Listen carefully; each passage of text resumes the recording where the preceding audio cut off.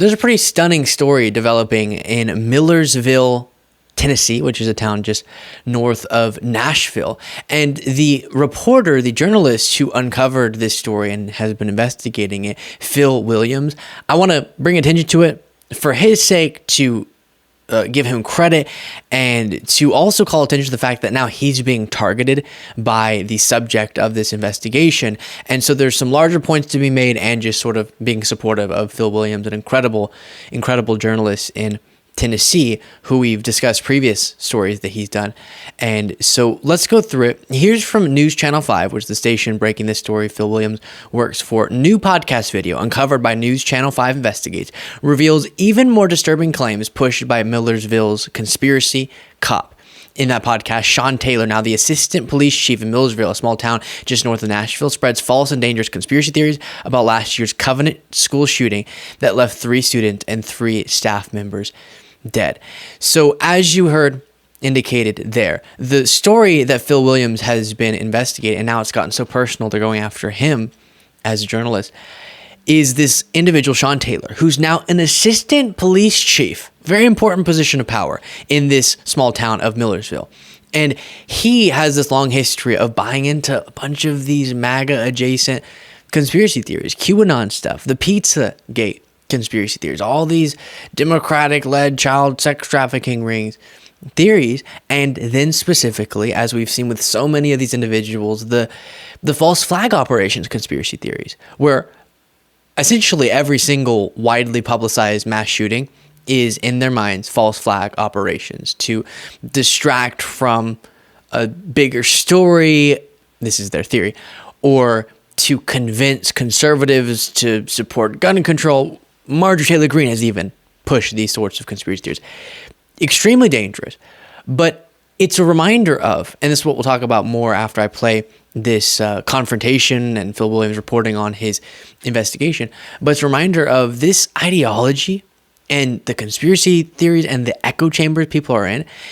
It's gotten so bad that even people in these really important positions, as we know, are consumed by these ideas, and the impact that has on society is yet to be fully seen, but it's a frightening one.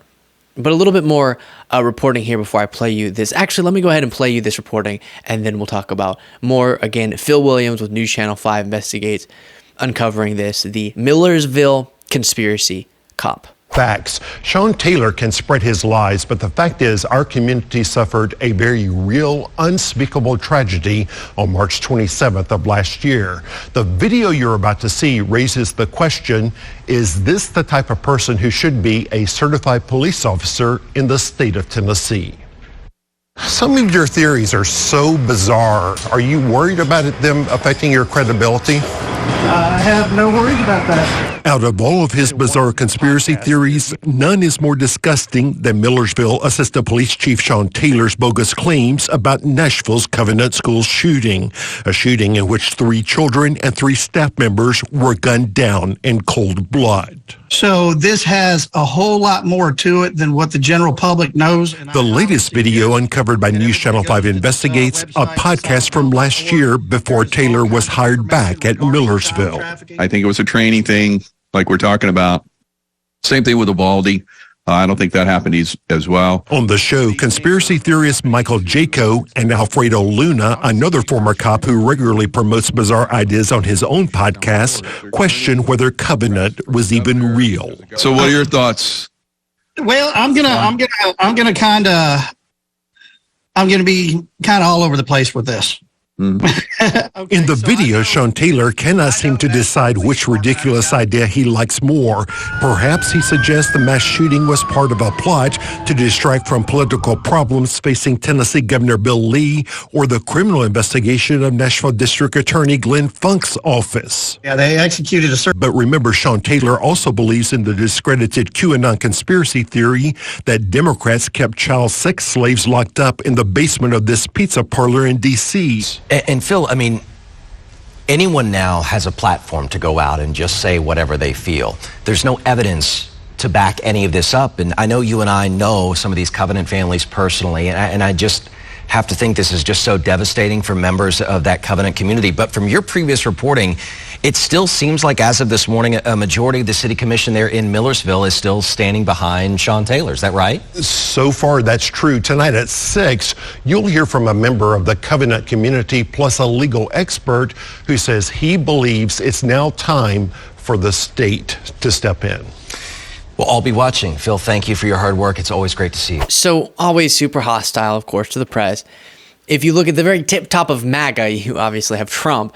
And it is interesting how, not that this is a new thing, but how with a lot of these individuals who associate themselves, again, with these MAGA adjacent ideology, you know this guy's a MAGA guy too, they are really shocked by the idea that journalists would be interested in the fact that their assistant police chief has held these absolutely deranged views, which reveals a couple of things. First, just your own critical thinking abilities. If you were able to buy into all these different theories, you clearly don't know how evidence works because you're thinking there's evidence for things that have no evidence for them. And the fact that a police officer who kind of needs to know what is evidentially backed and what's not, and how to know the difference between just a theory, a baseless claim, and something that's been proven based on evidence represented. That's really important that you understand that. And clearly this guy does not, Sean Taylor. And he then goes out there and polices his community with the lack of critical thinking skills that clearly he has and buying into these different ideas. It gets worse though, because he has started to, it appears, potentially weaponize his position to further some of these theories or to investigate them and to go after people that are critical of them. We'll talk about that in a second. But first, the Daily Beast to give you background on Phil Williams, again, who I want to give a lot of credit to. Phil Williams might be a new name to many outside Tennessee, but the Hansen investigation is just the latest journalistic juggernaut in a 25-year career at News Channel 5. He began his career in print at Florida Today before later moving to the Tennessean, where he was a Pulitzer finalist in 1990 for a 2-year investigation into the state's charity bingo industry, and at Nashville's local ABC affiliate, a 1993 Peabody Award winner for his coverage of the Tennessee General Assembly.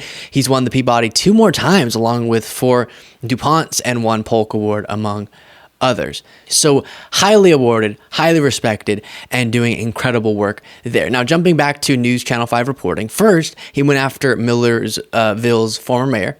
This is talking about Sean Taylor. Now the town's assistant police chief says his 2 critics on the city commission could be next. So he has these enemies on the city commission, and they're next. Sean Taylor, who has become known as Millersville's conspiracy cop, made those comments as he turned to a group of far-right podcasters to defend himself against questions raised by News Channel 5 Investigates. In the interview, Taylor portrayed himself as a victim and leaves the impression, without evidence, that his investigation of Millersville city officials is somehow linked to his investigations of child sex trafficking. So now pulling them into these theories and going to use his authority to investigate them, according to him.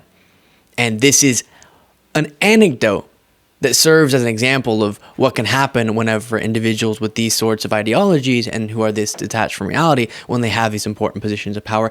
Here's Phil Williams updating the public about where this has gone and now how it's gotten really personal. Do you not find that to be crazy talk? No, I don't, Mr. And there at the end, the part that we bleeped is where this story took another strange turn. Sean Taylor referred to me by my late wife's last name. She's been dead for years, which suggests that he's now been digging into me and my background. At first, I had no idea why he had done that. What was he trying to suggest? Well, as he started taking to other podcasts, the conspiracy began to take shape. It turns out that my late wife, her previous married name was an Italian name, and everybody knows what Italian names mean. Phil's family name is directly tied to a real-life mafia godfather. Even a local elected official, Sumner County Commissioner Jeremy Mansfield, posted on Facebook the theory that I was somehow connected to the mafia. And the conspiracies just got more and more bizarre. One of his allies took to his own podcast and essentially said that I was a pedophile. Do you care to name who this media personality is that's trying to create this offense against you? His name's Phil Williams, News Channel 5, Nashville. Okay, News Channel. What do you think his motivation is? Typically, when these people are trying to run interference on these kind of trafficking operations, the natural inclination is to believe they're probably a pedophile themselves. When one of the conspiracy cops' allies posted a video about my late wife's death, unfortunately she was an alcoholic and that disease cost her her life, but he suggested perhaps there was more to it. And why he has either changed his name or doesn't bring that out about his family ties, and the either the murder or the accidental death of his wife through drugs there. But here's what these people don't get. Such efforts to intimidate me don't slow me down at all. In fact, it makes me more determined to get to the truth. So stay tuned. And just to read the caption to the video that he posted there that you watch, I never dreamed that all this would happen as a result of my investigation of Millersville, Tennessee's conspiracy cop attempts to smear me or intimidate me only make me more determined to get to the truth. Hashtag stay tuned. And a couple more takeaways. So first of all, vile what they're doing. And we do stand with Phil Williams. If you want to show your support for him, NC5 Phil Williams is his handle on Twitter. I'm seeing a lot of people tweet at him and show support, and he deserves it. But it's also a reminder of the attention that Trump gets. Makes sense. Huge threat to democracy. I do think everyone should be talking about it. And figures like Marjorie Taylor Greene and these national stories, right? The fact that there's so much attention on the national makes it so much more important that incredible journalists like Phil Williams are out there doing this work. Because then otherwise, how will people in these communities find out that they have someone who has such an important job, leadership position in their community that is clearly not fit for that position? And clearly the types of theories he buys into impacts, as now he may be sort of weaponizing position, impacts his ability to do the job effectively. So that's huge. And promoting, celebrating journalists doing work at the local level is huge and so necessary because people need to know about this. Hopefully a change can be made. And also, I've talked about before, Trump, and I know we're merging different things. Not all MAGA people are QAnon people, but a lot of QAnon people are MAGA people. So bear with me, but I think in a really broad sense, when it comes to the extreme parts of the right wing, you have characteristics of these echo chambers and incentive structures in the right wing media bubble. And you have, again, these characteristics that have led to a Trump being possible. And what I want people to remember as we hopefully push Trump into political irrelevance if we beat him in November, that we need to still be passionate about addressing whatever allowed for those characteristics to manifest, right? So the fact that he was able to coalesce the power that he did relied a lot. And a lot of his strength comes from the lies he's able to get away with and these false narratives that bolster him as an individual. And that is only something that's possible based on all the things I just referenced and the nature of this right-wing media echo chamber. And so people being so misinformed, that's going to remain. And figuring out how to address that, that's a conversation for another day. It's probably a long conversation about a long effort. But we need to make sure that stays a priority because then another Trump's going to rise to power in this movement. And this reminded me of the importance of that because, okay, it's an assistant police chief here. You know, across the country, you got a mayor there, a district attorney there, whatever. And making sure we prioritize opposing these detached from reality ideologies, even not just Trump, not just the prominent names, especially even after Trump is hopefully defeated, is important. And disturbing stuff here out of Millersville, Tennessee, but so much credit to Phil Williams.